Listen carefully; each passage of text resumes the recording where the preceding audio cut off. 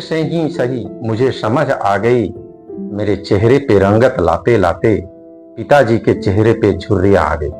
दोस्तों, मैं आप लोगों के बीच आज एक छोटी सी कहानी लेकर आया हूं। किसी शहर में एक पिता पुत्र रहते थे।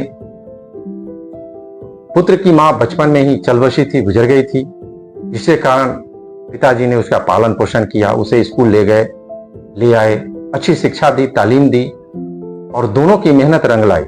एक दिन बेटे को अच्छी नौकरी मिलती है, परंतु शहर से बाहर वो नौकरी करने चला जाता है और हर महीने अपने घर आता है।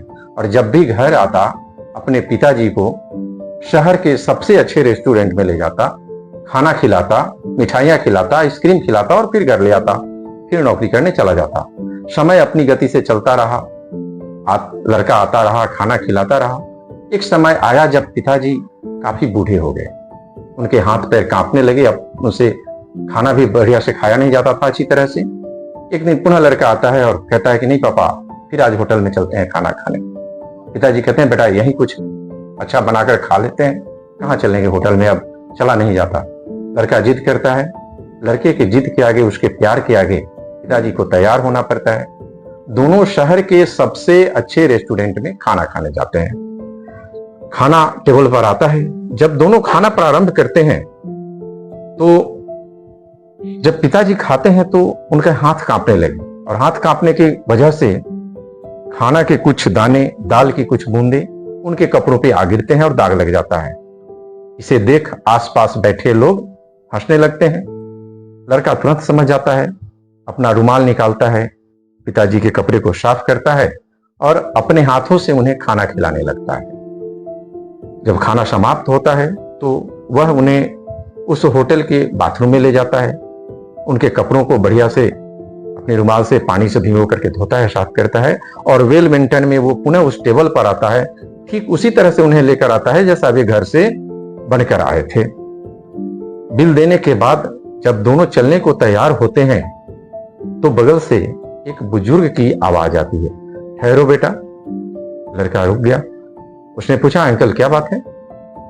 बुजुर्ग व्यक्ति ने कहा कि बेटा तुम कुछ छोड़ के जा रहे हो।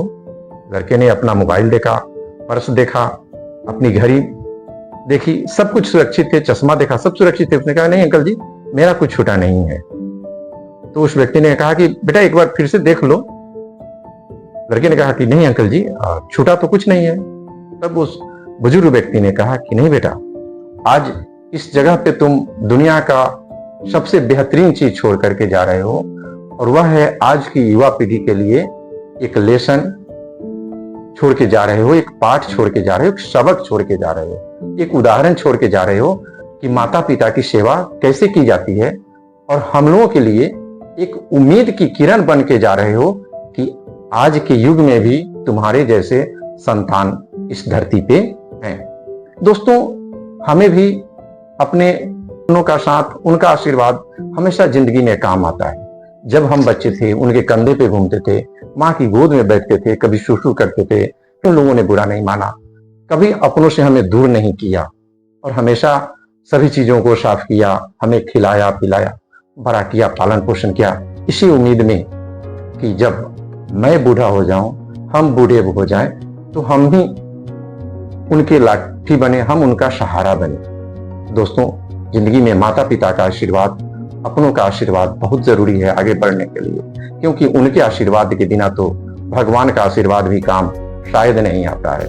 तो मैं आपसे एक बात कहूंगा, अपनों के साथ आशीर्वाद, भगवान की कृपा से करो कुछ काम ऐसा कि हर कोई बनना चाहे तेरे जैसा, हर कोई बनना चाहे तेरे जैसा। इन्हीं शब्दों के साथ आपको बहुत बहुत धन्यवाद दोस्तों। और हाँ, यदि अभी तक आपने मेरे चैनल को सब्सक्राइब नहीं किया है तो प्लीज इसे सब्सक्राइब कीजिए, शेयर कीजिए, ताकि हमें और इंफॉर्मेटिव और इस तरह के वीडियो बनाने में मदद मिले। धन्यवाद।